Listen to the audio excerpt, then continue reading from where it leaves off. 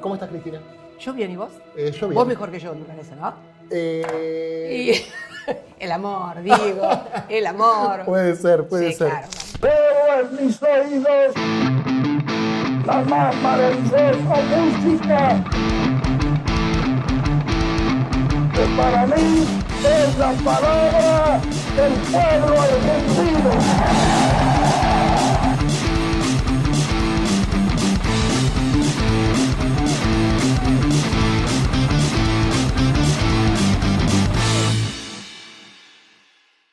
Se cumplen 50 años Así es. del 1 de julio del 74. Contaste en algunas entrevistas que a vos te llamó tu mamá llorando, que vos estabas estudiando. Queríamos arrancar preguntándote por esa fecha. ¿Qué recordás de esa fecha? ¿Qué pensaste cuando recibiste ese llamado?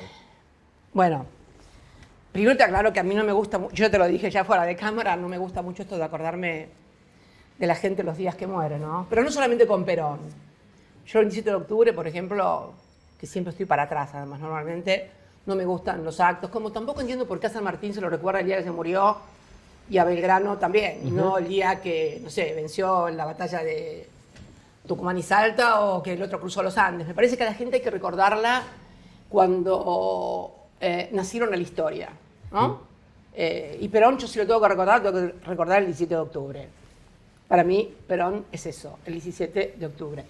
Dicho esto, te lo tenía que decir además, sí, estaba estudiando, no me acuerdo qué materia, estaba en Derecho, por supuesto. En casa estaba sola, mi papá, mi mamá y mi tía en el trabajo, mi hermana en el Nacional estudiaba, y yo estaba estudiando, mi mamá me llama, vos sabés que ahora que veo esa escena mía y te relato esto, era una Argentina en la que todavía la vida se organizaba en torno al trabajo, ¿no? O sea, toda la familia estaba en el trabajo, la más chica estudiando y yo también estudiando, se organizaba en torno al trabajo, ¿no? Que era, me parece, más allá del derrocamiento de Perón en el 55 y todo lo que ello implicó, creo que es una Argentina que hasta 1976 se ordenó en torno a esos valores, ¿no? Los pibes estudiando, el estudio era progreso y demás, pero bueno, ¿qué sentí? Mamá me llama llorando, un shock fuerte, prendí la televisión enseguida, al rato apareció Isabel anunciando la muerte de Perón, un inmenso vacío fundamentalmente en un momento difícil del país, ¿no? Un inmenso vacío, ¿cómo explicarte? Estupefacción, shock, me parece que eso fue.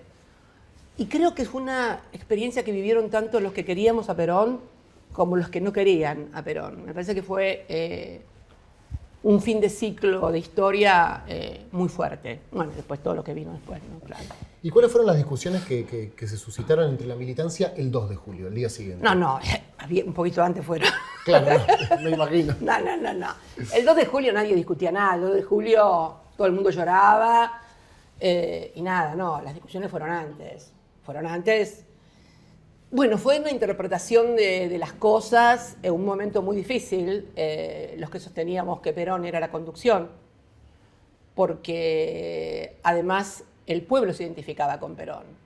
Y si de repente los jóvenes o las organizaciones juveniles habían penetrado muy fuerte en la política, lo habíamos hecho en nombre de Perón. O sea, no. Entonces, aparte una identificación muy fuerte del pueblo con Perón. Yo me acuerdo, más que ese 1 de julio, me quiero acordar unos días antes, el 12 de junio. Yo fui a la plaza el 12 de junio. Perón estaba trabajando, yo trabajaba en el Ministerio de Economía, yo trabajo de los 18 años, y me acuerdo que Perón habla a la mañana por la radio y por la televisión, no amenazando, pero sí diciendo que había mucho tema político con los especuladores, el agio, etcétera, etcétera. Y da un discurso muy duro, muy dramático por la mañana, y dice que está dispuesto a irse si es necesario, porque si ve que su sacrificio es inútil.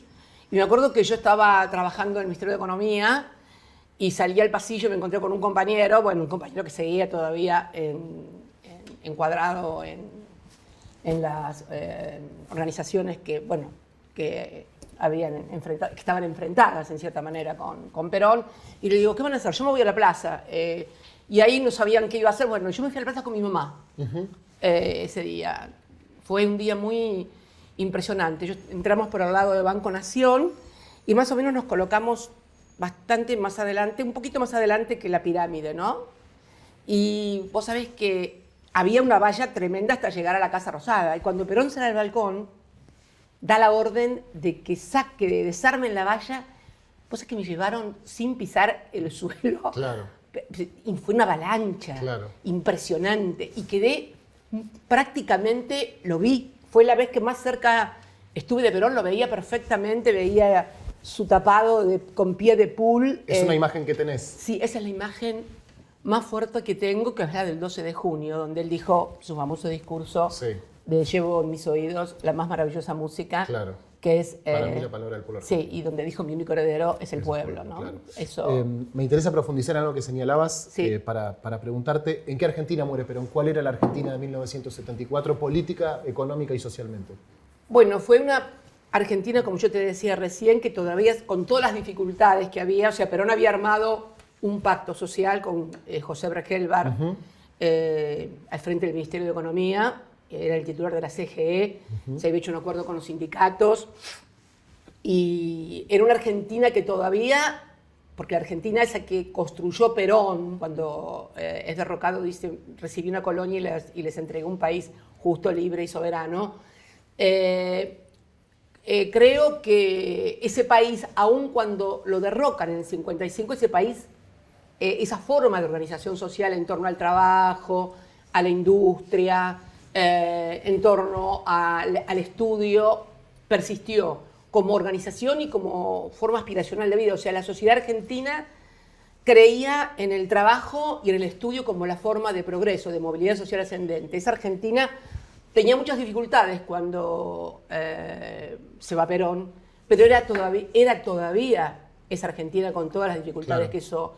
Esa Argentina se cae a partir del 24 de marzo de 1976, cuando viene otro modelo absolutamente antagónico, un modelo de valorización financiera. A ver, yo estaba en la facultad y no sabía que era un plazo fijo, o sea... La gente no estaba pendiente del dólar y después del 24 de marzo del 76 pasaba la gente vos pasabas por la calle Florida y la gente frente a las pizarras de La Nación viendo la cotización del dólar. Yo creo que ahí realmente se modifica culturalmente la Argentina, ¿no? Y desde ahí comienza a acentuarse cada vez más una Argentina que finalmente, con los procesos de endeudamiento que hubo y los procesos económicos que hubo, termina en una cultura bimonetaria que es la que estamos hoy sufriendo, ¿no? Y que no es como dice el presidente, el déficit fiscal. Bueno, ahora lo está comprobando, que no era el déficit fiscal. Le faltan dólares y debe dólares y debe muchos dólares y debemos muchos dólares además. Y está terminando junio y no pasa nada. No pasa nada. No pasa naranja. No es la primera vez que decís que no estuviste de acuerdo con tu generación en discutir la conducción de Perón. Me interesa saber qué pasó con la conducción del peronismo después del 1 de julio. Bueno, pasó una tragedia. Lo después del 1 de julio fue una tragedia, ¿no? Con discusiones todavía muchas veces no saldadas, pero fue una verdadera tragedia. Sí creo que esa generación, y lo dije creo cuando fue el 17 de noviembre en La Plata, en el Estadio Único, cuando hicimos un acto muy lindo, el Día del Militante, en el año 22, 17 de noviembre del 22. Yo te presenté, Cristina. Ah, ¿sí? Sí. Mira, me había olvidado. Yo no me olvido más. Bueno, y yo creo que más allá de las diferencias políticas, de las críticas, hay algo que no se le puede desconocer a esa generación aún equivocada. Que la equivocación la pagó con su propio cuerpo. O sea, no son políticos o militantes o dirigentes políticos que se equivocaron con la de los demás, con la del pueblo, con la de la gente. Se equivocaron con su propia vida, con su propia sangre, con sus propios hijos. Entonces, me parece que esto merece, más allá de las diferencias y de las equivocaciones, mucho respeto. Fuera de esa generación no vi ninguna otra que tuviera ese grado de compromiso casi vinculado a mártires, que es otra cosa de las verdades peronistas, que no necesitamos... Que queremos héroes y no mártires. Sí, yo creo que más que héroes también necesitamos hombres. ¿Vos te crees que Belgrano y San Martín se pensaban ellos como héroes? Yo creo que no. Yo creo que San Martín, Belgrano se pensaban como soldados. Bueno, de hecho, San Martín era soldado, pero Belgrano era abogado y economista. Se hizo soldado para defender a la patria. Yo no creo que San Martín se haya pensado como héroe, ni Belgrano se haya pensado como héroe, ni Güemes se haya pensado como héroe, ni tantos otros. Soy un prócer. Soy un prócer, tomo bronce todos los días. No, tomaban agua, eran gente común, porque además hay todo un proceso en eso. Yo no soy conspiracionista, pero creo que hay toda una idea de convertir a los próceres en seres inmaculados, Claro, en imposibles. seres perfectos, en seres que no se equivocaban, que eran maravillosos. Entonces ningún ciudadano puede sentirse cerca de ellos y los ve casi como, como los dioses del Olimpo. No, señor. No, señor. Eran hombres y mujeres comunes, con amantes, con traiciones, pero con mucha valentía y amor a la patria, que es lo que hay que tener. Y creo que esto es lo que define, ¿no? Pero bueno, a mí me parece eso. Y entonces creo que sí fue un momento, una verdadera tragedia lo que vivió la Argentina, porque era una generación además muy preparada, y no solamente la generación que militaba en uno u otro lado, pero si vos le decías a cualquiera con la educación que nosotros recibíamos, y no te hablo de la educación universitaria, te hablo de la primaria y secundaria que recibíamos nosotros, venía un dirigente político y nos decía, vamos a volver a la Argentina del principio de siglo, pero le tirábamos con zapatos, es estúpido, ¿qué está diciendo? Pero porque sabíamos lo que pasaba en la Argentina de 1900. Yo creo que algunas tragedias que estamos viviendo hoy son partes también de un fracaso de nuestra educación, ¿no? Yo lo vivo de esa manera. Y no es que tengamos que tener eruditos en la Argentina, pero gente que conozca mínimamente la historia y gente que pueda discernir entre lo que es una estupidez y lo que merece ser tomado en cuenta o analizado. Digo, no sé, se me ocurre. Algunos días antes del 17 de octubre, cuando Perón estaba en Martín García, le escribía cartas a Evita diciendo palabras más, palabras menos, nos vamos a vivir al sur cuando esto termine y que no nos jodan más. ¿Y vos te creíste eso? Si él lo decía de verdad, Perón sabía que le estaban leyendo las cartas. claro. A ver, estaba preso Farrell y los demás lo tenían preso en Martín García. Le escribía cartas a Evita de Mori diciéndole que se iban a ir para Que las lea Farrell. Pero para que las lea. Pero si yo estoy presa y mando cartas, estoy casi, y además soy una presa política, lo menos que puedo esperar es que lean mis cartas. Entonces serían muy malos carceleros si no las lean, además, muy estúpidos. O sea, las leí yo y no Farrell. Claro. No, Entonces, lo que te quería preguntar es, sí. bueno, el pueblo eligió otra cosa de eso, no sé si lo creía de verdad o no, pero la pregunta apuntaba, ¿cuánto de la vida de un conductor o de un líder lo define el conductor? ¿Cuánto lo define la historia? ¿Cuánto el pueblo? Todo lo define es una mezcla. Si eligiera una cosa o la otra, te diría el 17 de octubre, bueno, la CGT había llamado a un paro general el 18, porque el paro y la gente salió el 17. Evita, contra toda otra leyenda o cosa que ahí no tuvo una gran participación en la gesta del 17 de octubre. ¿Vos viste una película de Paula Luque que se llama Juan y Eva? Sí. Bueno, ¿viste la escena? Yo cada vez que veo esa película lloro.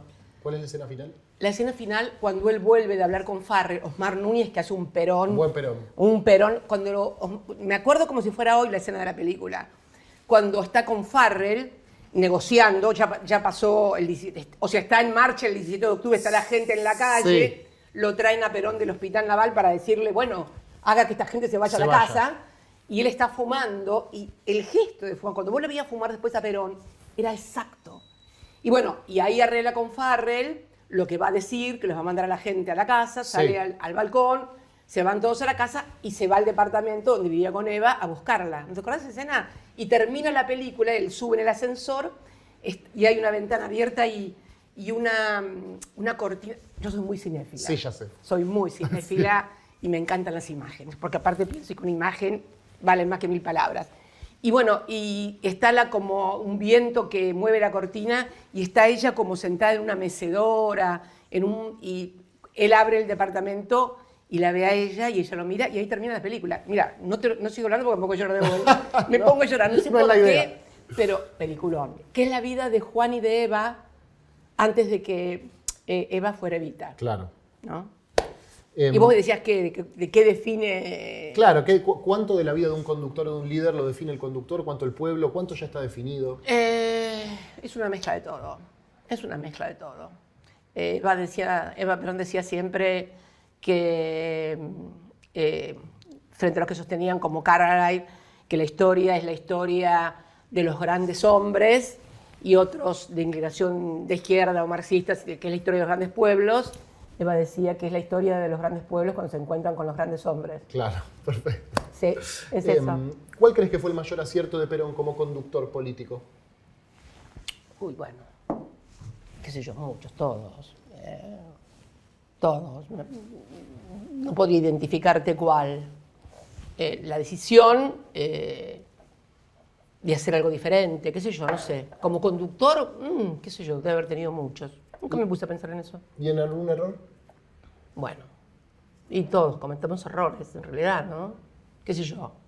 Cuando lo eligió Frondizi, por ejemplo, y sí, lo eligió, viste que por ahí me cargan a mí que lo elegiste a este, lo elegiste al otro. ¿A quién, Cristina? No importa, no importa. Bueno, Perón lo eligió a Frondizi, que fue muy bien hecho, porque de esa manera pudo dividir a la Unión Cívica Radical, que se dividió en la Intransigente y en la Unión Cívica Radical del Pueblo, y pudo armar un frente. Bueno, después, pero Frondizi no solamente lo traicionó, nos largó el plan con Intes. Largó el plan con Intes, que plan de conmoción interna. Te metían preso y te juzgaban los tribunales militares, no la Cerolini de Cubría y el otro mamarracho como es Stornelli. No, los tribunales militares, y estaba prohibida la huelga. Ese plan con Intes lo larga Arturo Frondizi, que había sido puesto en el poder con el voto peronista. Dice yo, bueno, después con Paladino, bueno, lo cambió Isabel López Rega, qué sé yo, ¿viste? Hay cosas que resultan difíciles de... Fueron momentos muy, muy difíciles también. Me parece que cada hecho puntual, me parece que hay que analizarlo en un contexto histórico, pero yo creo que lo más difícil de asimilar, creo, es la presencia de un personaje como López Rega. No el de Isabel, la verdad que no el de Isabel, pero era su mujer, su compañera, la que lo acompañó durante todo el exilio, pero personajes como López Rega son incomprensibles, ¿no? Me interesaba preguntarte por Isabel, ¿cómo pensás su figura con el paso del tiempo? Bueno, como esto que te acabo de decir, la mujer que lo acompañó en el exilio, la mujer que lo atendió en la última parte de su vida, no estaba capacitada para el lugar que él le dio en la fórmula, pero estuvo presa, se la bancó. Siempre cuando uno se aleja de los hechos, tiene una perspectiva. Esto no me convierte, por supuesto, en parte del club de admiradores de Isabel Perón, para nada. Pero me parece que la distancia, ¿no? Te da otra perspectiva. Lo cierto es que la tuvieron 6 años presa, en condiciones que tal vez nunca sabremos exactamente qué fue lo que vivió, qué fue lo que sufrió, qué fue lo que le pasó, que seguramente debe haber sido y mucho. Una mujer sola que había perdido a su marido, en fin. Pero también no estaba con capacidad para ocupar el lugar que ocupaba. En un momento muy difícil para Perón, para el peronismo, para el país. Sinceramente decís que te impresiona la extraordinaria construcción intelectual de Perón. Imagínate porque imagínate el mundo en el 45, dividido entre Occidente libre y capitalista y el mundo comunista, después de la Segunda Guerra. Pero aparte, fíjate la visión de una tercera posición. Él es el primero que formula la postura de la tercera posición, que no significa un poquito de acá y un poquito de allá, sino una postura nacional, comprender el país, los problemas del país y resolverlos de acuerdo a los problemas del país. En un mundo donde surgía el constitucionalismo social y construye una doctrina. Fíjate que visualiza claramente cuál va a ser, por ejemplo, el rol del Fondo Monetario Internacional. Vos fíjate que Argentina adhiere al Fondo Monetario Internacional recién en el año 56 o 57 con la revolución autodenominada libertadora, ¿no?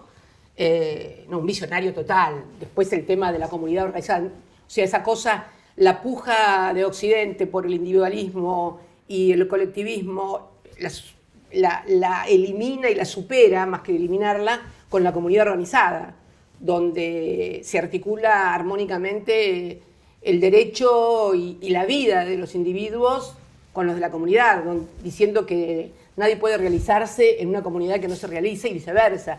Bueno, todo ese pensamiento que hoy para nosotros es moneda corriente, bueno, no lo era, como no lo era ni el aguinaldo, ni las vacaciones pagas, ni los derechos de los trabajadores, y en fin, tantísimo. La Comisión Nacional de Energía Atómica, vos fijate, el tipo pensando en lo que venía en el mundo, ¿no? A mí me impacta mucho que él, en el plan quinquenal, habilita que la gente mande cartas con propuestas e ideas e inventos. Y hay una investigación espectacular de todos los inventos que mandaba la gente, que iba desde cosas delirantes como láser de no sé qué cosa, hasta cosas que se terminaron implementando. Es decir, su confianza en que el pueblo tenía respuestas para el pueblo. Bueno, si alguien tenía que tener confianza en el pueblo, era Perón, claramente, ¿no? El pueblo lo sacó de su prisión, así que, de su cárcel, así que me parece que... Pero fue un adelantado, y después fue un adelantado en Europa durante el exilio, porque no solamente fue esa comunidad organizada, la patria justa, libre y soberana, etcétera, etcétera, etcétera, sino que después él vio lo que venía con la globalización, cuando habló del universalismo, ni hablar del medio ambiente. Creo que fue el primer dirigente argentino que tenía muy claramente lo del medio ambiente y lo que iba a pasar en la humanidad, con el problema ambiental y la destrucción por parte del planeta por las actividades nocivas del hombre, ¿no? En el 72 creo que es eso. Claro, bueno, claro, imagínate. Mencionás la comunidad organizada. ¿Qué idea de individuo tiene el peronismo? Un hombre libre que puede decidir libremente porque ha resuelto los problemas de subsistencia, de trabajo y de poder decidir su vida, no como un residuo, sino porque puede elegir. O sea, que es el tema que siempre hemos discutido, que no es el igualitarismo, porque no somos todos iguales. Esto también lo tenemos que comprender todos. Hay gente que le gusta trabajar, hay gente que le gusta trabajar mucho, hay gente que no le gusta trabajar nada, hay gente que le gusta trabajar poquito, y eso lo podés también traducir con el estudio. Pues hay gente que le gusta estudiar mucho, otros poquito, otros no le gusta estudiar nada. Entonces me parece que lo que tenés que asegurar vos en una sociedad peronista o en una sociedad argentina, yo creo que tenemos que inclusive pasar a una etapa superior los peronistas, ¿no? Y pensar ya en algo más. Es un piso de oportunidades del cual la gente pueda decidir. Si querés estudiar, podés estudiar. Si querés trabajar, tenés que trabajar. O sea, hay que trabajar para poder vivir. Porque hay otra verdad peronista muy piola, que yo estoy dando más bola ahora. Viste que siempre se le da bola a primero la patria, después... Que está bueno. Pero hay una que yo me empecé a interesar últimamente más, que es, y si le hubiéramos dado más bola, podríamos haber evitado algunas cositas. Esa que dice que el trabajo es un derecho por la dignidad del hombre, pero también el deber de que cada argentino produzca al menos lo que consume. Si le hubiéramos dado un poquito de bola a esto de que cada argentino por lo menos produzca lo que consume, que encierra un poco el término de productividad, cosa que por ahí a algunos no les gusta hablar, pero bueno, no importa. ¿Quién es si lo hubiéramos dado? No importa, es una reflexión, no quiero pelearme con nadie. Bien. No. Por lo que veo charlando con vos, volvés a Perón, volvés a las verdades peronistas, no es que hay un momento en que uno ya las tiene incorporadas, sino que las volvés a repasar, a estudiar, a leer. Yo creo que más que repasarlas verbalmente, hay que incorporarlas en la práctica, ¿no? En lo empírico. Y si dieron resultado. Y yo creo que después de haber acompañado a Néstor durante, vos imaginate, 4 años como intendente, 12 años como gobernador, después 12 años y medio, de los cuales 8 yo fui presidenta. O sea, es una suma de tiempo, son 24, 28, casi 30 años, desde, digamos, el piso primigenio que tiene la organización institucional de un país, sí, que es el municipio, sí, desde el municipio hasta la presidencia. Toda una experiencia, y además no en lugares como acá, donde, bueno, sino en el sur, en la Patagonia, donde las cosas son más duras, más difíciles. Es una formación también, ¿no? Yo creo es importante el bagaje teórico, es muy importante, porque te ayuda, pero como el empírico, como la experiencia, esa es insustituible. ¿Nuestra generación militante está menos formada, sentís? Sí, claro. ¿Y por qué? Bueno, en principio, por ejemplo, yo no tenía esto. Sí. Yo tenía libros. Estoy chusmeando de acá igual. Claro, yo no tenía esto. Yo tenía, y mira, ni te cuento de los celulares. Entonces, a ver, yo sostengo que la imprenta de Gutenberg terminó con la Edad Media, a mi criterio. Y de ahí en más, está bien que de la imprenta de Gutenberg a la Revolución Francesa hubo un trecho muy largo en términos temporales, pero fue un hecho revolucionario, absolutamente. El conocimiento que estaba en los conventos, en lugares, en cenáculos, en lugares muy cerrados, pasó a través del libro o de un papel impreso a la gente. Y yo creo que esto ha modificado también los comportamientos. Mi generación era una generación muy formal. A ver, el mundo era, ninguna generación es como si fuera un hongo en un país que surge después de la lluvia. A ver, mi generación era la generación del Mayo francés, era la generación en Estados Unidos de las luchas contra Vietnam, del movimiento hippie, el surgimiento de la pastilla anticonceptiva que le dio a la mujer una libertad que no tenía, el Mayo francés, era la Revolución cubana, era todo un proceso de cambio en el mundo que obviamente tenía que recalar acá, como lo fue también la experiencia de Mayo. A ver, ¿de dónde salieron los ideales de Belgrano, de Mariano Moreno, de libertad, de igualdad y fraternidad? La Revolución Francesa. Son ciclos históricos. Y es cierto, leíamos mucho, algunos más que otros. Sí, sí, claro. Algunos más que otros, pero sí leíamos mucho, estábamos muy formados y teníamos además los instrumentos para poder decodificar e interpretar lo que veíamos. O sea, dudábamos de todo. Lo que aparecía en los diarios no lo creíamos. Lo que mirábamos a la televisión tampoco. Estábamos preparados para poner en duda el mundo. Y ahora hay gente que cree lo que sale en TikTok. Aunque sea una estupidez o una pelotudez grande como una casa, que no puede ser, lo cree igual. Entonces, esto ha modificado también la rapidez. Nadie presta más atención que 148 caracteres. ¿Viste los nenes? Mis nietos agarran un celular o esto y están con el dedito tiqui, tiqui, tiqui, tiqui, con la imagen. Todo dura poco. Sí. Todo es muy líquido. Todo es fácil. No estoy haciendo ninguna crítica ni diciendo como una vieja, el tiempo pasado fue mejor. No. Creo que a la militancia y a la educación en general, porque en definitiva yo soy también hija de la educación pública en la Argentina, de la 1420, de la Universidad Gratuita de Perón. Entonces, me parece que a esta educación, la educación todavía no ha podido captar cómo resolver con los nuevos instrumentos, volver a captar la atención del estudiante. El otro día estaba leyendo de una escuela secundaria que ya no puede tener 20 materias, donde finalmente nadie termina recordando nada, ni articulando nada, ni uniendo las cosas una con la otra, sino que se le presentan todos como fenómenos separados, imposible de que pueda articular y comprender, mirá, lo que está pasando es consecuencia de esto y de esto. Todo se presenta como fenómenos aislados, ¿no? Bueno, creo que... Y además nos agarra, como pienso yo acá en la Argentina, con un presidente que sigue atado a un mundo que no existe.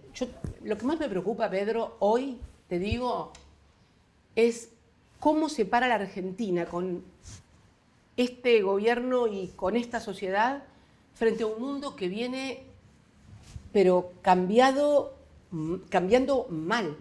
A ver, la globalización se dio a los nacionalismos, porque Estados Unidos pensaba que la globalización lo iba a convertir en el único, en un mundo unipolar, y bueno, la verdad que no fue así. Resulta que el gran ganador de la globalización fue China, que ya no entra con cañones y marines, entra con el comercio. Surgen nacionalismos. A mí cuando comparan a la derecha o a esta derecha de acá con la derecha europea, ¿qué tiene que ver? ¿Qué tiene que ver? Por ahí, esta derecha de acá tiene que ver más con Macron, que aumentó la edad jubilatoria, que bajó las jubilaciones y que está de acuerdo con la guerra, de apoyar a Ucrania contra Rusia, que con Marine Le Pen, que está en contra de la guerra, que está en contra del aumento de la edad de las jubilaciones y de la baja de las jubilaciones. La derecha europea no tiene nada que ver con esta derecha, es una derecha nacionalista que descree de los valores de la comunidad europea, que es lo que está en jaque en estos momentos, que está en contra de la guerra porque sabe que esto les ha significado el aumento de todo, energía, servicios, etcétera, etcétera. Entonces, esta derecha de acá me parece muy anacrónica, muy que se quedó en la Guerra Fría. Te hablan del comunismo, de cosas que no existen, y mientras tanto tenés un mundo que se va a reacomodar geopolíticamente en bloques, y acá no sé qué es lo que se está pensando. Además, un fenómeno como es el de la inteligencia artificial, que también debemos prestarle mucha atención, pero deberíamos estar pensando en el mundo que viene. Y si vos ves el debate anoche, como me tocó verlo a mí, el debate entre Biden y Trump, bueno, en serio que necesitamos, por lo menos que una parte de la dirigencia argentina se siente a pensar qué vamos a hacer con esta Argentina súper endeudada. Porque, a ver, ya nos dimos cuenta todos que el déficit fiscal, el único que sigue creyendo que el problema de la Argentina es el déficit fiscal es el presidente. El único. Y algunos empresarios que van y lo aplauden. Pero en realidad, el gobierno, el problema que tiene es el que dijimos en el documento de febrero. Te quedaste sin dólares. El problema de la Argentina es la escasez de dólares y el altísimo endeudamiento que tienen. No saben cómo van a terminar de pagar los dólares y estos vencimientos que vienen ahora este año. Agárrate, Catalina, con los que vienen en el 26, en el 27. Y además aprueban un RIGI donde no va a entrar un miserable dólar porque resulta ser que los que vengan a invertir van a poder liquidar las exportaciones en el exterior. ¿De dónde van a sacar los dólares? O sea, el campo que se olvide que le rebajen ni 0,50 de retenciones, porque va a ser el único productor de dólares. El único productor de dólares con la aprobación del RIGI. Entonces, digo, ¿qué están viendo o qué no estamos viendo? A mí me parece que más que qué están viendo, ¿qué no estamos viendo? Que nos están proponiendo un país y una organización y un funcionamiento que no tiene nada que ver con la realidad, pero con la práctica. Aprobaron la ley de bases, pero hoy los dólares le siguen subiendo porque el mercado sabe sumar. 2 más 2 es 4 y 2 menos 2, ¿qué es? 0. 0. Entonces, si tenés 0 dólares y te entra 0 dólar, hermano, estás en problema. Por más que tengas 0 de déficit fiscal, aunque sea un déficit fiscal trucho, cada vez más trucho. Escuchá, las energéticas están pidiéndole de vuelta que le paguen lo que resta de abril, mayo y junio. Las provincias no les han dado un mango, sobre todo a las provincias que no transfirieron las cajas de jubilaciones, que son las que necesitan que le remita a la ANSES mensualmente fondos de la Seguridad Social, no les han dado nada, 0 pesos. Por ejemplo, la provincia de Buenos Aires, la más perjudicada, durante el año 2023, en materia de seguridad social, tuvo transferencias, si mal no recuerdo, por 1.360.000 millones. Este año, 0. 0. Y si vos ves el superávit y el déficit fiscal, el superávit fiscal que tuvieron, el primario es 0,38, porque son 2 billones y pico, y el financiero le da 0,19, que es 1 billón. Y estamos hablando de que a la provincia le dieron 1.350.000 millones menos de seguridad social antes de la devaluación. ¿Te imaginas lo que ese billón no tiene nada que ver con el billón de ahora? la devaluación, 118%, 120 en diciembre, más la que obligó el Fondo Monetario a hacer al gobierno inmediatamente después de las PASO, que fue un 30%. Entonces, además, el FONDEF, que fue una muy buena política que se hizo de un fondo especial para las Fuerzas Armadas para equipararlas con las fuerzas federales y fundamentalmente darle también equipamiento. Como es un fondo fiduciario, tampoco se lo liquidan. No compran alimentos, no compran medicamentos, no le mandan suspendieron 3.000 obras públicas y por lo tanto el pago. No, bueno, entonces es trucho. Y además de trucho, es insostenible. Es insostenible. ¿Cómo hacen para sostener esto? La única manera que tenía Milei de sostener esto era si hacía una dolarización. Yo creo que cuando lo incorpora, esta es mi impresión personal, ¿no? Yo creo que cuando lo incorpora el Toto Caputo, lo incorpora bajo la promesa de que vengan los dólares que necesitaba para hacer una dolarización, que hubiera sido la solución, porque cómo cristaliza la transferencia de ingresos formidable que hizo del trabajo al sector del capital, con una dolarización, con sueldos, con salarios de 200, 300 dólares, salarios de maquila, salarios de colonia, si se quiere. Pero bueno. ¿Y a Caputo, perdón el término, lo embromaron o Caputo embromó a Milei? Para el caso, es lo mismo. Es lo mismo, es lo importante el resultado. Claro, Si claro. el huevo o la gallina, no me importa. Claro. ¿Viste? Vuelvo a la historia un poco. Sí, dale. Después... Yo me fui. Es que la realidad es demasiado fuerte. Me imaginé que no iba a hablar. El amor, como dicen, el amor es demasiado. No, la realidad es demasiado fuerte. Es la única verdad. La realidad es la única verdad. Así es. Te quería preguntar qué lectura haces de los gobiernos de Perón, primero, segundo y tercero. A ver, primero y segundo me parecen. Es más. En términos, si vos me decís en términos políticos, lo que pasa es que también surge una dicotomía mucho entre peronismo y antiperonismo. Surge de vuelta el enfrentamiento muy similar al que se vivió en el siglo XIX con unitarios y federales. ¿No? Cuando hablan del enfrentamiento de ahora, en realidad desde el fondo de la historia, la Argentina tiene una tendencia a las facciones enfrentadas. Fuertes facciones enfrentadas, unitarios y federales, después peronismo, antiperonismo.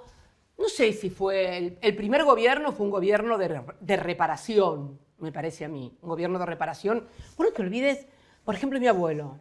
En mi casa, ¿por qué yo me hice peronista? En mi casa, la familia de mi mamá, yo vivía con mi mamá, con mi abuelo, que era papá de mi mamá, recontra peronista, que tenía guardado, escondido, el carnet peronista, el libro de tapas rojas de Evita, La razón de mi vida, y que siempre se murió pobre diciendo Perón va a volver. Y yo le decía, callate, abuelo, no va a volver, decía yo era chica, ¿viste?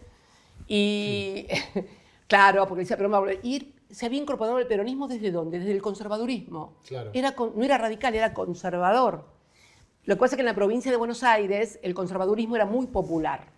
Pero mi mamá me contaba cómo le ponían la boina roja a ella y a los 3 hermanos para ir a los actos de los conservadores y cómo mi abuelo con los varones, con los hijos varones, iban y le rompían le pinchaban las ruedas en los mitines. No, era esa Argentina también.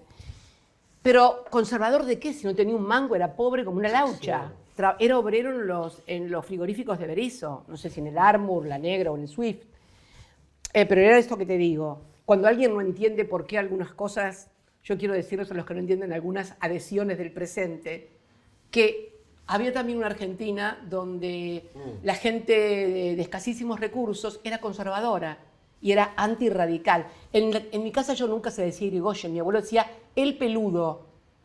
El peludo se decía, no se decía. En cambio mi viejo, radical balvinista, papá, gorilongui importante. Siempre. Y en el año 72, por ejemplo, que es cuando surge Renovación y Cambio, el radicalismo, que va a la fórmula Alfonsín-Storani, él decía que Alfonsín era zurdo. Me acuerdo, yo estaba en la facultad en ese momento, y que le cantábamos, porque perdió, por supuesto, Alfonsín Storni pierde esa primera elección interna del radicalismo y gana Balbín Gamón, a cual más viejo. Nosotros le cantábamos en la facultad Balbín Gamón Tutankamón, ¿viste? Porque era, bueno, una época muy especial, Creativa. pero muy creativa, sí. Pero te cuento que así yo tenía en mi casa el peronismo y el antiperonismo de mi viejo. ¿A qué venía esto que estamos presentando? No, los 3 gobiernos de Perón. Los 3 gobiernos de Perón. Bueno, Menos mal que tomaste ese camino, ¿no? sí. Imagínate si tomabas el otro. Pero ojo que no fue un camino que tomé producto de que me hicieron el bocho mi abuelo o mi mamá. Fue una decisión a partir de lectura, a partir de mucha lectura, de toda la obra de Jaureche, toda la obra de Ernesto Arregui, toda la obra de Scalabrini Ortiz, qué sé yo, podría seguir con 20, y también la lectura de los libros de Perón, pero más que los libros de Perón, Del pensamiento nacional. del pensamiento nacional y popular y de la historia. La colección completa de José María Rosa, que mi mamá me la había comprado. Mamá compraba mucho libro en casa. Era la época en que los vendedores de libros pasaban por tu casa Mirá. y te vendían colecciones de libros en cuotas. Eran como si fuera esta hoja con todos cositas troqueladas. Entonces cada cuota, y mamá compraba todo lo que pasaba. Los Loceto, los Preceptor, los Espasacalpe, los libros de José María Rosa, lo que venía lo compraba, porque las aventuras de Naricite Perucho, que era de un autor, Monteiro Lobato, que con los años después, un día estamos charlando con Celso Morín y le hablo de mis lecturas de las aventuras de Naricito y Perucha. Así se llamaba la obra de Monteiro. ¿Vos lo leíste? Me dijo. Me encantan. Era mi autor preferido. Dijo, estamos por sacar una edición en español, me dice. ¿No la querés prorrogar? La voy a prorrogar, le digo. Y le hice el prólogo, bueno, estaba súper emocionado. Bueno, pero seguía con esto de los libros, de cómo se hizo. El primer gobierno fue un gobierno de reparación. El segundo gobierno es un gobierno de organización. De hecho, hay dificultades en el segundo gobierno de Perón, 2 sequías. Sí. Perón saca... Esto me acuerdo porque es el día del cumpleaños de mi tía, un día antes de mi cumpleaños. Estoy leyendo historia, ¿no? 18 de febrero. El 18 de febrero, exactamente, un plan contra la inflación, contra el proceso de estabilización. Sí. De estabilización, que establecía claramente, congelaba precios y salarios por 2 años y sometía que los salarios solo podían ser aumentados si aumentaba la productividad. Bien. Si la productividad no aumentaba, no se aumentaba un solo peso de los salarios. Esto dio resultado. Gómez Morales se hizo cargo del gobierno, de la economía, y bueno, la inflación bajó, pero bueno, después vino el golpe, obviamente, ¿no? Pero ese segundo gobierno fue un gobierno donde él comenzó a hacer todo, y en el segundo plan quinquenal, el plan del acero, del hierro, o sea, viene la segunda etapa, digamos, de la industrialización argentina, que obviamente quedó inconclusa producto del golpe de Estado, ¿no? ¿Qué representa el 55 para la historia argentina? Hoy un retroceso fenomenal, Pedro, un retroceso fenomenal. Vos fijate que, y ni te cuento, yo creo que hay 2 hitos, el 55, que es el inicio de la violencia política en el siglo XX, porque ahí se inició vos fíjate que tiraron 14 toneladas de bombas. ¿Vos sabés que las 14 toneladas de piedra de dónde las sacan? Mirá, no lo sabía. Hay un documental muy interesante donde está el bombardeo en la plaza y se determina que tiran en la plaza 14 toneladas de bomba. Eso fue junio, que hace pocos días, el 16 de junio, 16. se cumplió un aniversario, y que cuando fui presidenta hicimos un monumento en los jardines de la Casa Rosada, bueno, en memoria a los caídos y a lo que pasó. Y fue el inicio de la violencia en la Argentina, ¿no? Que después no paró. Enfrentamiento entre las propias Fuerzas Armadas, azules, colorados, el surgimiento de la guerrilla, la vuelta de Perón, finalmente culmina el 24 de marzo, pero la violencia en la Argentina empieza con los bombardeos, ¿no? En la cual ninguno fue castigado, los que bombardearon. No se conoce en la historia, yo por lo menos no lo conozco, de una fuerza aérea que haya bombardeado su propio pueblo. Creo que fue la primera vez en la historia. Creo que fue la primera vez en la historia que tiraron 14 toneladas de bombas en una plaza en un día común de trabajo, matando a 300 y pico de personas. Creo que ahí fue el comienzo de la violencia, bueno, que culminó. Yo creo que ese periodo de violencia le marca un hito. Comienza con el derrocamiento de Perón y termina con la caída en Malvinas. Es la primera vez que el ejército argentino es derrotado en batalla. Nunca el ejército argentino, las Fuerzas Armadas argentinas habían sido derrotadas en batalla. Nunca. Que hubo malos negocios en batallas que ganamos, como fue Ituzaingó, cuando la negoció García durante la época de Rivadavia y que perdimos la banda. Totalmente de acuerdo, pero fue la primera vez que caímos frente al enemigo en el campo de batalla. Yo creo que eso no empieza el 2 de abril cuando desembarcan en Malvinas. Eso empieza el deterioro de las Fuerzas Armadas, porque esto es lo que yo creo que debemos interpelar a nuestras Fuerzas Armadas. Nuestras Fuerzas Armadas, ¿para qué están? ¿Para ser el guardaespaldas histórico de Videla, para cuidar el buen nombre de Videla o el mal nombre de Videla, o para cuidar el territorio argentino? Están para cuidar el territorio argentino, y para eso nacieron. Y para eso tuvieron su bautismo de fuego con San Martín, con Belgrano. Entonces yo creo que esas Fuerzas Armadas que fueron derrotadas en las Malvinas, yo creo que eso fue el final de la derrota. Pero yo pienso que el principio de esa historia se dio con el bombardeo de la Plaza de Mayo. Es ahí cuando las Fuerzas Armadas terminan siendo gendarmes de su propio pueblo, claro, adentro. Ahí, ese es el germen de la derrota de Malvinas. Hay que repensar todo eso, repensar el rol de nuestras Fuerzas Armadas, saber que necesitamos Fuerzas Armadas bien equipadas, porque además en el mundo que viene de nacionalismos y de disputa de recursos, pero no solamente del litio o del cobre, o del agua, vamos a necesitar Fuerzas Armadas. Eso lo decía anoche Máximo, lo escuché cuando habló... Por la ley bases en diputados. Claro, con la ley... Vos lo dijiste un 2 de abril. Con la ley bases, que tenemos que tener Fuerzas Armadas equipadas, por eso el FONDEF era muy buena, pero tenemos que ir por más. Que no le tiren cal a sus soldados, dijo. Que no le tiren cal a sus soldados. Y Fuerzas Armadas que comprender y leer adecuada y correctamente la historia. Con sus grises, nadie es inocente, ¿eh? Nadie es inocente, todos tuvieron algo que ver, pero otros tuvieron más que ver. Por las responsabilidades, porque además vos las armas que tenés como soldado, seas del ejército, de la marina, de la fuerza aérea, son armas que el pueblo te da para que defiendas al pueblo y a la nación y al territorio. Bueno, creo que hay que repensar ese rol y lo tienen que repensar las propias Fuerzas Armadas, pero no a partir de discursitos, sino de prácticas concretas, ¿no? Y creo que en ese sentido, creo que tenemos también que generar desde nuestros espacios políticos una mirada también diferente, superadora, pero que comprenda que va a ser muy importante el rol que las Fuerzas Armadas tienen que cumplir en el mundo que viene. Que esto es parte de lo que yo te decía hace un rato con el mundo que viene.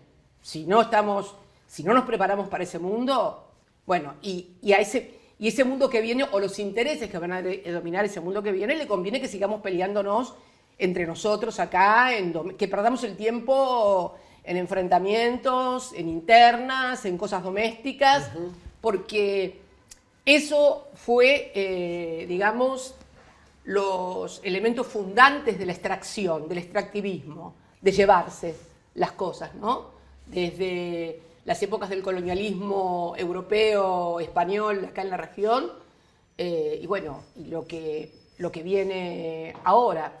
Yo creo que necesitamos parar un minuto, dejar de aturdirnos con tantas frases y con tanta gente que solamente le interesa aparecer en la televisión o en los diarios o en los medios, para repensar en serio las cosas, porque además creo que, no ya a los que hemos cumplido un rol en la vida, pero creo que le va la vida a esto a los argentinos como vos, que tienen 30 años, a los hijos que seguramente algún día tendrás, y en el caso mío, a mis hijos, a mis nietos. Creo que esta es la Argentina que hay que pensar en serio. Este es el mejor homenaje que podríamos hacerle a Perón, a Evita, al peronismo, and company. Pero me parece que es eso. ¿Algo de lo que planteaba Perón o el peronismo quedó viejo? ¿No se puede aplicar ya? No, al contrario. Fíjate que hablaba de tercera posición, de comunidad organizada, de medio ambiente, de cuidar el medio ambiente, de educación, de armonizar el individuo con la comunidad. No, viejo no. Viejo quedaron algunos, que es otra cosa, pero... Algunos peronistas. Algunos peronistas quedaron muy viejos. Y Gorila ni hablar. Y Gorila ni hablar. Pero el peronismo viejo no, para nada, al contrario. Es más, fíjate vos lo que me pasa con Xi Jinping. Cuando yo voy, la última vez que hago a China, 2015... le digo pensar, en un momento dado, no sé, que estábamos ahí en una reunión, le digo pensar que cuando ustedes recién llegaban con Mao al gobierno, donde no tenían nada, donde eran más pobres que las lauchas, donde vivían en el campo, nosotros, años 50, producíamos autos, aviones, Tremendo. Locomotoras, y ahora vengo yo acá a comprarles a ustedes las locomotoras. Y nosotros las producíamos cuando ustedes llegaban al gobierno. Parece ser que le quedó muy grabado eso, porque cuando fue después Alberto, le vuelve a repetir toda esta historia del peronismo, Claro. Porque la realidad es muy impresionante. Es muy impresionante que China, que en los años 50 pasaban hambrunas, se morían de hambre, no era ya una cuestión de retraso. Era lo que era, y 70 años después le está disputando el rol de primera economía a Estados Unidos, sin haber tirado un solo tiro. Le está disputando a quien hizo de la fuerza y de la inventiva, porque también el desarrollo, pero fundamentalmente, como yo digo, si tenés portaaviones es más fácil. Claro. Es más fácil. Un poco me lo dijiste, pero quiero centrarme ahí. ¿Qué debería discutir el peronismo y no discute? ¿Qué agendas se nos están escapando? La agenda, para mí, fundamental, no solamente el peronismo, no sería porque no puede ser que el peronismo discuta solo. Si no, parece una cosa... Estamos locos. Estamos locos, estamos discutiendo entre nosotros. No, me parece que tenemos que discutirlos con alguien más. Y a mí me parece que con alguien más tenemos que discutir, por ejemplo, qué hacemos con la deuda. Porque debemos, de acuerdo al último reporte del Fondo Monetario Internacional, debemos 399.000, para hacerlo redondito, 400.000 millones de dólares. De los cuales la mayoría es en moneda dura. Y estamos proponiendo un modelo extractivista que no nos deja $1. Que alguien me diga cómo concilio esa deuda con el modelo extractivista que me propone. No estoy haciendo una postura ideológica, dogmática, de valores, subjetivista. No, de plata, de dólares, para ser más clara. De dólares. Debemos 400.000 millones de dólares. Y vos me estás planteando un modelo extractivista para las inversiones en las cuales no me queda $1. Bueno, ¿cómo concilio esto? Creo que tenemos que hacer un replanteo de la deuda, no para no pagarla, porque además, a mí me da mucha risa, pero los únicos que pagamos deuda fuimos nosotros. A ver, cuando Néstor y yo pagamos el Bodén 12, ¿qué es el Bodén 12? El corralito. El corralito se pagó en 8 cuotas. 3 cuotas pagó Néstor, 2005, 2006 y 2007, y las otras 5 las pagué yo. La última se pagó en el 2012. Bodén 15, o sea, ni hablar del fondo cuando pagamos al Fondo Monetario Internacional. O sea, que nos vengan a decir que nosotros queremos no pagar la deuda, no, discúlpenme. De todos los que están acá, los únicos que pagamos fuimos nosotros. Todos los demás se endeudaron. Todos los demás trajeron de vuelta al fondo. Nosotros no. Esto no nos da patente de corso ni de héroes nacionales. No. Simplemente de autoridad, por lo menos para encarar determinadas discusiones. Pero además, me parece que ya no es una cuestión de que lo que dice Cristina o lo que dice el peronismo. Es una cuestión de lo que vos decías hace un rato, la realidad. Mirá cómo está el gobierno.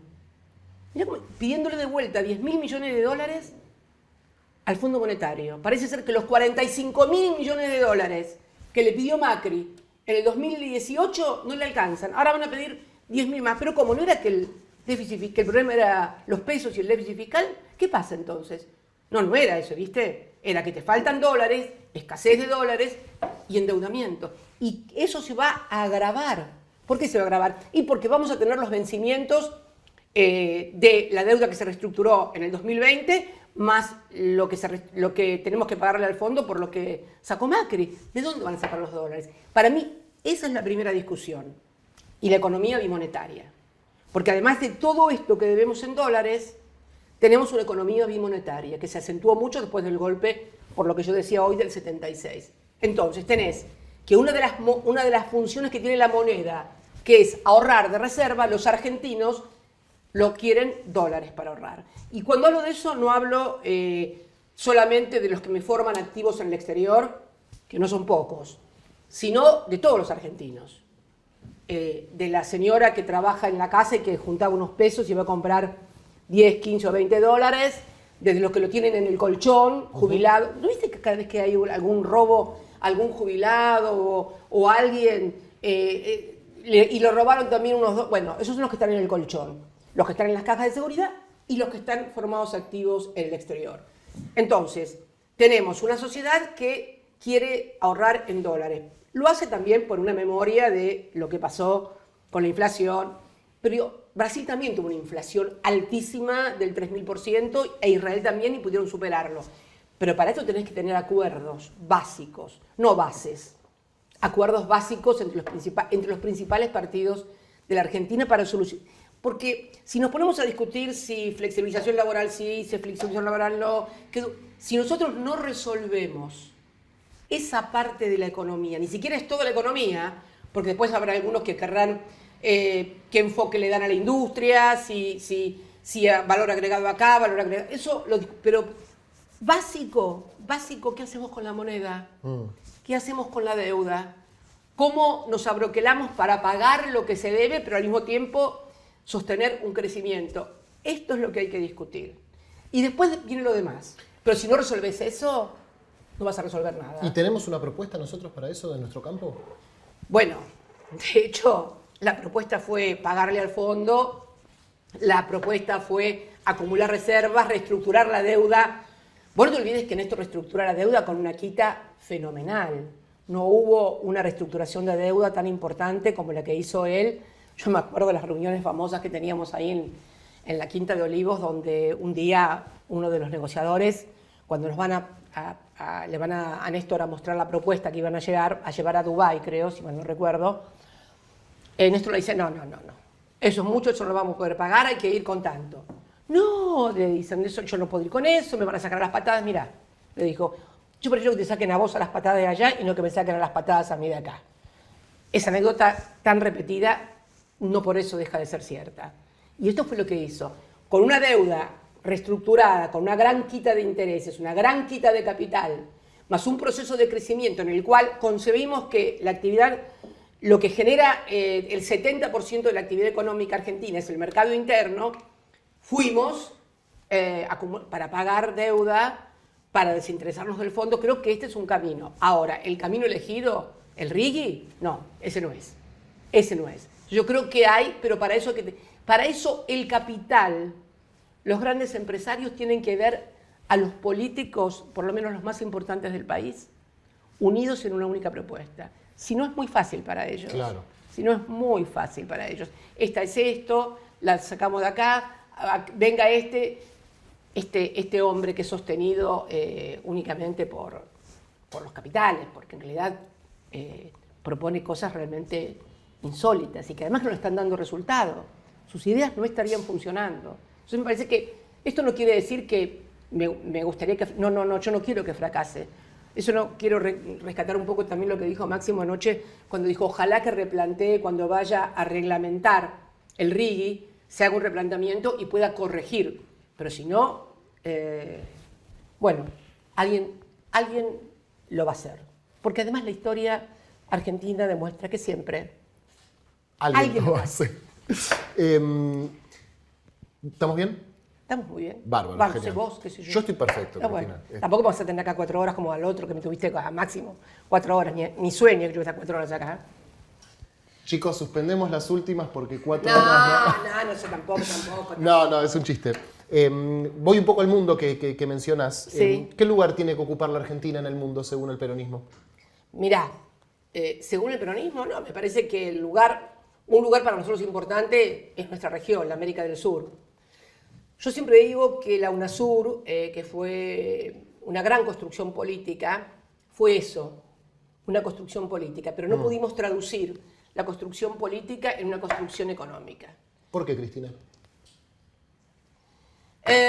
Muchas veces la competencia, por ahí en Brasil, Argentina, muchas veces... Ahora teníamos una gran oportunidad que eran los BRICS. Sí. Una gran oportunidad. Yo la verdad que a mí me pareció que la incorporación a los BRICS fue una de las cosas más importantes que se hicieron. Siempre quise estar en los BRICS. Siempre. Es más, se lo pedí a Lula cuando estábamos haciendo la campaña presidencial en el 2015, que vino a apoyar. Me acuerdo. No me acuerdo ni en qué lugar era, pero era en un lugar del Gran Buenos Aires, un acto muy grande. En La Matanza estuvo, en la Universidad de La Matanza estuvo Lula. No sé si te referís a ese acto puntual. No me acuerdo si fue ahí en La Matanza, pero yo me acuerdo que en un acto le pedí que nos ayude a entrar a los BRICS. Y habíamos entrado, bueno, y ahora con este hombre, vuelta afuera, pero yo creo que... Porque además, fíjate... ¿Y ese tren ya está? ¿Ya se fue? No. Lo único eterno y definitivo es la muerte. Siempre, vos planteate siempre eso que dicen para siempre la muerte nada más, olvídate. Vos fíjate una cosa ahora, el mundo que también entregamos. Hace pocos días se rompió un acuerdo básico que tenía Estados Unidos con los países árabes acerca del petrodólar. Ese acuerdo lo había hecho Kissinger con los árabes, que aceptaban moneda. Ahora está todo dado vuelta, o sea... los BRICS van a empezar a dejar el dólar. Ya los árabes comercian no con dólares. Los árabes tuvieron un acuerdo, los chiitas tuvieron un acuerdo con los chiitas, y eso lo armó China, el acuerdo de los países árabes, que son chiitas, con los chiitas de Irán. Rusia también, con su moneda, tiene un crecimiento, su Producto Bruto del 5% y está en guerra. Vos te das cuenta que el dólar está siendo cuestionado como moneda de reserva. En realidad, yo creo que estamos en los prolegómenos de grandes cambios. Vos fíjate que después de la Primera Guerra, cuando se declaró la inconvertibilidad de la libra, que antes la libra esterlina, que era la gran moneda, la podías intercambiar con el oro. Cuando se declara la inconvertibilidad, bueno, se arma medio un candombe global. Y después en el 68, creo que fue el 68 Nixon, que declara la inconvertibilidad del dólar en oro. Viste que el oro ahora está cotizándose cada vez más. Y claro, porque en momentos que se empiezan a mover las placas tectónicas de las monedas, la gente va al oro como algo seguro. Bueno, en ese mundo no podemos seguir pensando que la amenaza es el comunismo, porque ya pareces disociado de la realidad. Bueno, creo que además los hechos finalmente van a obligar a tomar contacto con la realidad. Yo espero que los hechos se impongan. Finalmente se terminan siempre imponiendo. Hay muchas fuerzas políticas en nuestro país que buscan soluciones europeas para problemas argentinos. El peronismo, en cambio, propone lo contrario, ¿no? Así es. Soluciones argentinas para el mundo. Los chinos también proponen eso. Ellos, cuando los acusan de algo, dicen: nosotros tenemos un socialismo que es, la gran reforma de China fue a partir del año 78, de Deng Xiaoping. Deng Xiaoping, en el Congreso del Partido Comunista del año, no me acuerdo cuál, bueno, pero fue en el 78, no me acuerdo el número, me acuerdo que fue en el 78, no me acuerdo el número del Congreso. Lo vamos a googlear y lo vamos a poner en la gráfica, Cristina. Define que la conducta de los chinos debe únicamente basarse en la experiencia, en la práctica. Que la experiencia y la práctica es la verdad, los hechos. Bueno, tan mal no les ha ido, Creo que es un poco eso, ¿no? El peronismo también es una solución argentina para los problemas argentinos, además porque nunca quisimos extrapolarlo. Es más, cuando nos reuníamos los presidentes, qué sé yo, cuando todavía estaba Hugo vivo, siempre decíamos, cada uno, me lo preguntaban en Europa, bueno, pero Chávez, cuando iba yo a Europa me hacían un reportaje, que esto, no, pero lo que pasa en Venezuela no tiene nada que ver con lo que pasa en la Argentina, porque ni yo podía ser presidenta de Venezuela nunca, ni Chávez nunca podía ser presidente del Argentino, porque esto fue otra cosa también muy importante, fue una construcción política que respetó las identidades y las culturas de cada país. Nos faltó eso, la economía, ¿no? Una integración más fuerte, pero bueno. Voy a repasar algunas frases históricas del peronismo para pensarlas en el presente. ¿Para un peronista no hay nada mejor que otro peronista o para un argentino no hay nada mejor que otro argentino? ¿En qué estamos? No. Definitivamente lo que dijo Perón cuando volvió. Definitivamente. Lo del argentino. El argentino. Claro. Fue su gran... Pero es más, dijo... Cuando no sé quién lo fue a ver, no me acuerdo, hay una anécdota muy graciosa de Perón, que alguien lo va a ver y le dice, hola, ¿qué tal, general? Uno que no había sido peronista. Sí. Que no me acuerdo quién era, pero... Y que yo ahora me hice peronista, pero fulanito, justo a ustedes se supone que yo he dejado de ser peronista, ahora justo ustedes se de peronista. Bueno, se podía aplicar al presente también. En el 73, Perón dijo que volvía como un león herbívoro.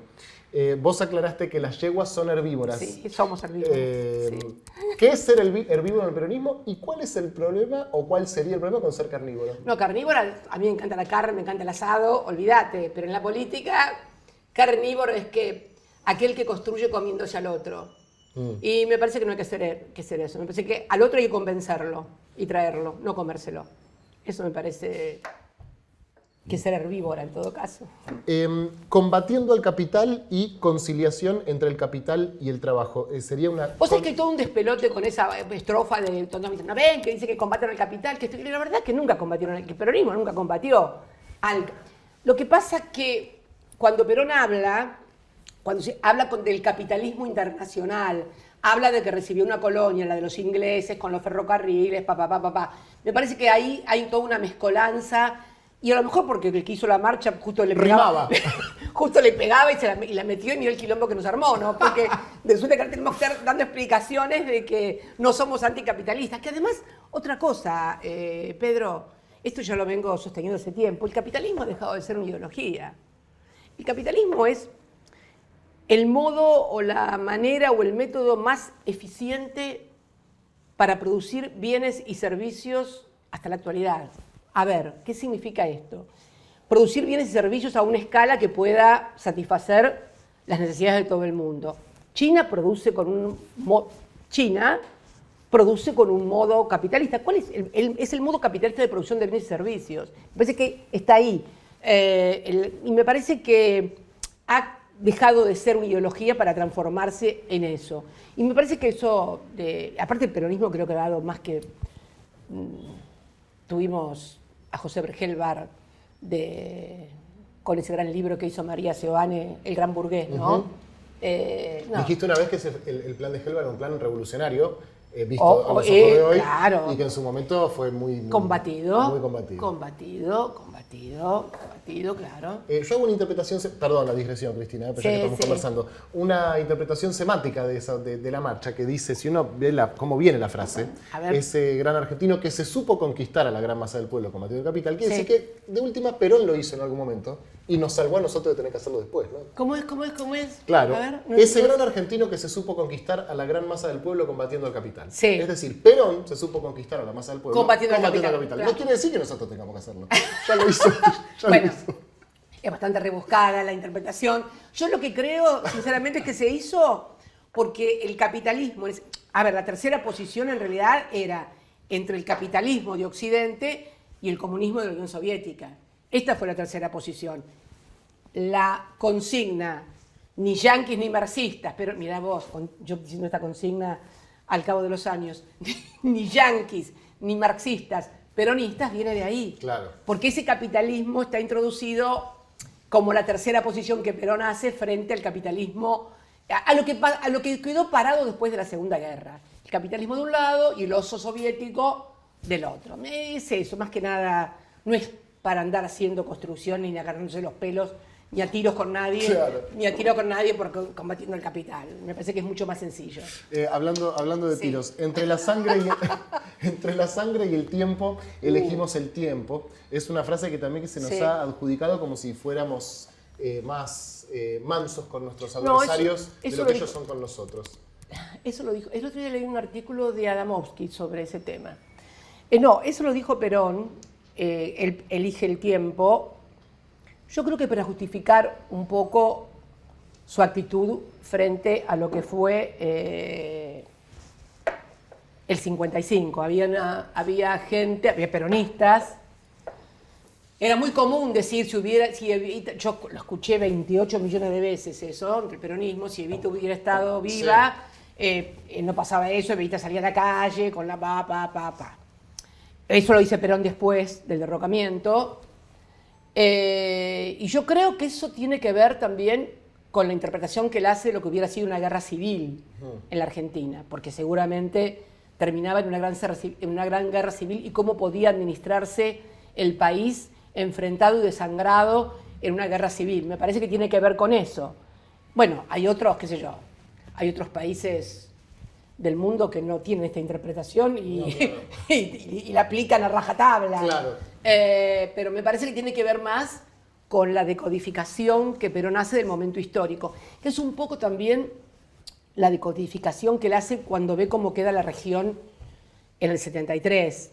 No te olvides que Pinochet lo derroca a Salvador Allende, en Bolivia pasó lo mismo. Estábamos rodeados de dictaduras, Bordaberry, que era una suerte de gobierno controlado por los militares en Uruguay. Perón era un estratega, era como todo militar, un gran estratega, no veía solamente el vaso, claro. Veía el vaso, el escritorio, aquel que estaba acá, el otro que estaba allá, medía, que es típico de cualquier militar, medir la relación de fuerzas y decidir si se puede dar la batalla o no se puede dar la batalla. Me parece que eso es la interpretación de esa frase. Claro. Sí. La última de estas frases. Sí. Para el peronismo no existe más que una sola clase de hombre, los que trabajan. Hoy, con tantos cambios en el mundo del trabajo, ¿te parece que es necesario para el peronismo producir alguna idea nueva sobre este tema? Sinceramente, Pedro, no, porque me parece que el trabajo está dado de forma genérica. Lo que pasa es que uno interpreta el trabajo ahí como el Fordismo, como el trabajo en la fábrica, claro, mecanizado, todo pi, pero no.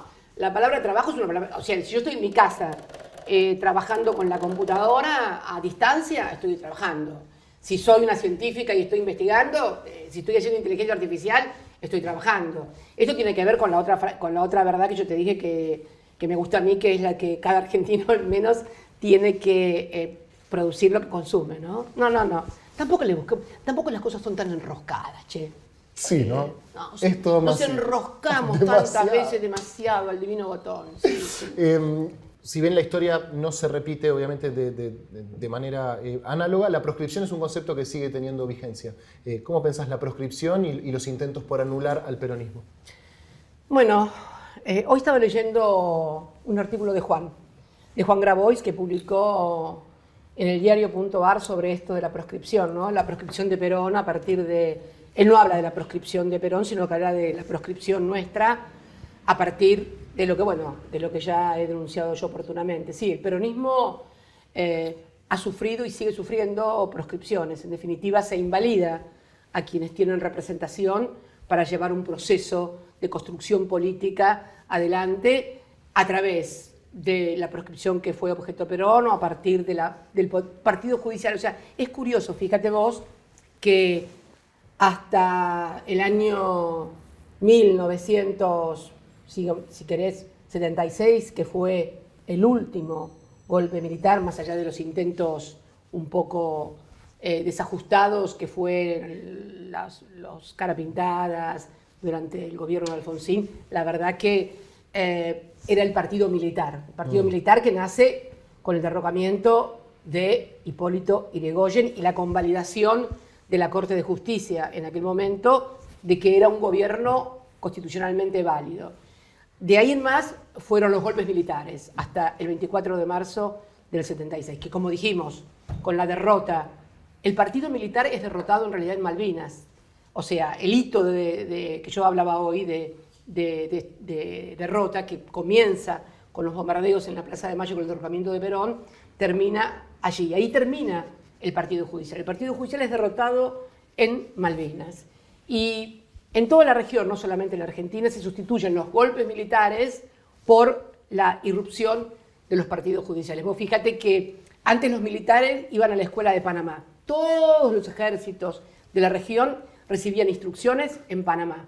Fíjate que eso se termina, o seguirán así, pero comienzan los viajes de los jueces y de todos los jueces a congresos, a encuentros, también, no ya en Panamá, sino por ahí también en otros lugares que ya sabemos cuáles son.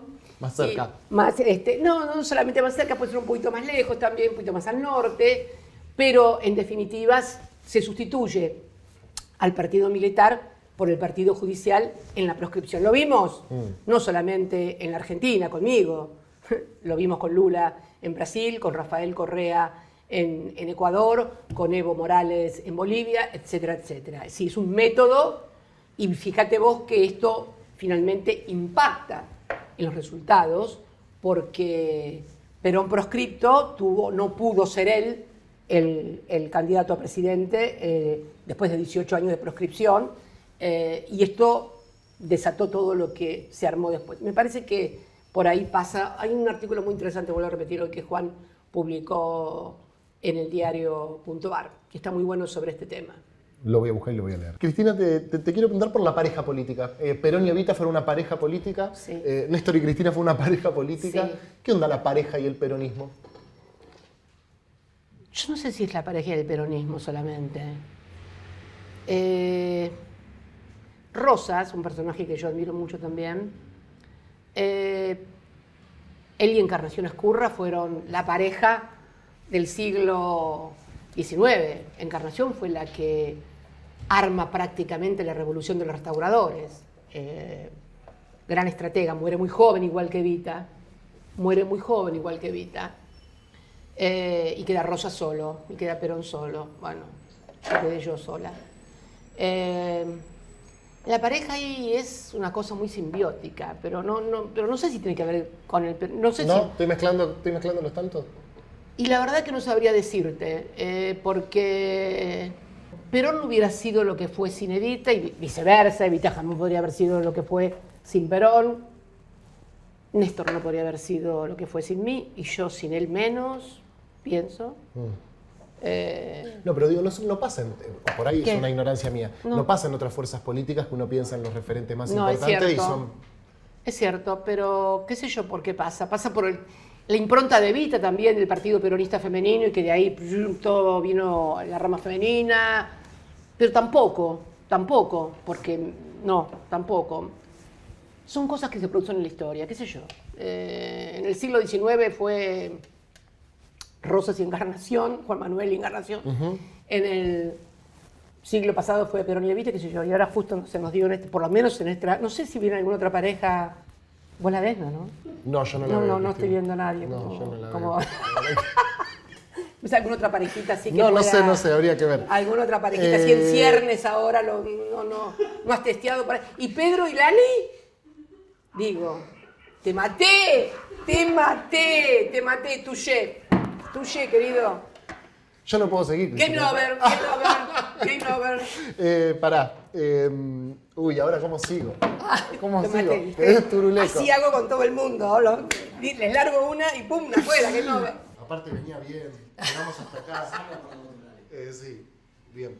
No, aparte la voy a editar y la voy a dejar afuera también. Ya. No. Es una censura periodística. No,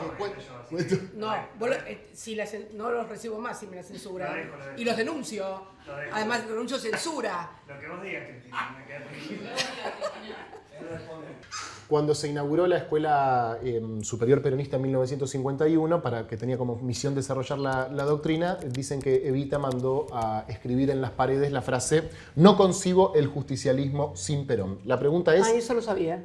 Esa anécdota no la conocía. Yo lo chequearía igual porque no soy el perindongui, Cristina. Esa anécdota, ella lo ha dicho muchas veces que no concibe la vida sin Perón. Eso lo decía en muchos discursos, pero no sabía que había pasado eso cuando inauguraron la escuela. Eso no lo sabía. La pregunta es si las ideas son más importantes que las personas y los conductores. Las dos cosas son importantes. Las ideas sin personas que las lleven adelante son eso, nada más que ideas. Y las personas sin ideas son muy aburridas. Sí, creo que los ideales siempre se encarnan en hombres y en mujeres. La gente los ve, los representa, más allá de todo. O sea, cuando la gente lo elige a Perón, lo elige porque en la labor que él había hecho desde la Secretaría, que vos sabés que cuando se produce la Revolución del 43, Perón le preguntan qué quiere y elige el Departamento Nacional del Trabajo. O sea, la Secretaría de Trabajo y Previsión no existía, era un departamento del trabajo. Y él convierte al Departamento Nacional del Trabajo en la Secretaría de Trabajo y Previsión. Y desde la Secretaría de Trabajo y Previsión construye el peronismo, porque en definitiva su vinculación con los trabajadores, los derechos, etcétera, etcétera. Bueno, plasma sus ideales y la gente ve, no ideas solamente, la gente ve realidades.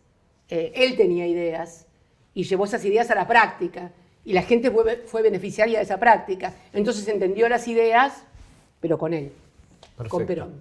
Genial. Nosotros me parece que estamos, no sé si nos falta algo, ¿estamos bien? ¿Algo más, Cristina, que quieras decir? Nada más. Esto- Gracias. Bien, esto va a salir por gelatina. Me parece muy bien. Bien, ¿Ves? dale, ¿yo puedo hacer así? Qué obvio. Sos muy obvio vos, Pedro. Sí, ya sé, ya sé.